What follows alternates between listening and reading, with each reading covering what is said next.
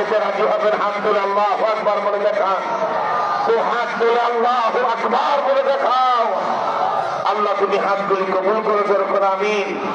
সুতরাং আর দোলাদলি করবেন না, কে বিএনপি, কে আওয়ামী লীগ, কে চরমনাই, কে তাবলীগ, এক কথায় বাংলাদেশি সবাই আমরা ভাই ভাই। ঠিক কিনা ধরে কর?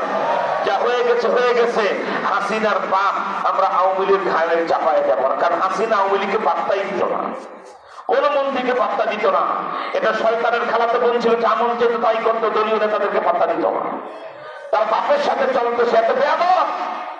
তো ভাই আমির হোসেন আমল তার বাপের সহোদর, তার যে বয়সে বড়, এই নেতাগুলোর পাত্তাই দিত, যেমন যেত তাই করতো। ঠিক কিনা? সুতরাং হাসিনার অপকর্ম আমরা আওয়ামী লীগের ঘাড়ে চাপাবো না। আমরা বিশ্বাস করি লক্ষ লক্ষ মানুষ আওয়ামী লীগ করেছে, সমর্থন করেছে একটা বাংলাদেশের দল হিসাবে। আজকে তারা ভুল বুঝতে পেরেছে, তারা এখন আমাদের মুখে ফিরে আসবে। কেউ চরমনাই যাবে, কেউ জামাতে যাবে, কেউ বিএনপিতে যাবে, কেউ হেফাজত ইসলামের সাথে, হুজুরদের সাথে থাকবে। আমরাও তাদেরকে গ্রহণ করে নেব। ঠিক কিনা? তবে তবে কেউ যদি 16 বছরের শাসনে কাউকে খুন করে থাকে, কোন বাড়িতে অগ্নিসংযোগ করে থাকে, কারো ব্যবসা বাণিজ্য ধ্বংস করে থাকে, কারো ইজ্জতে আঘাত করে থাকে, জায়গা জমি দখল করে থাকে, ওই বেয়াদবের নাম আমার কাছে তালিকা পৌঁছাইবা।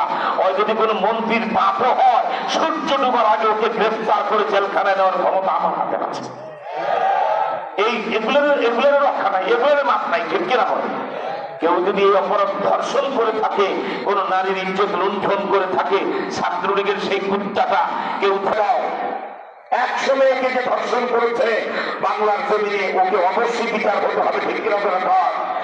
সুতরাং খুনি, সন্ত্রাসী, চাঁদাবাজ, অগ্নিসংযোগকারী, মানব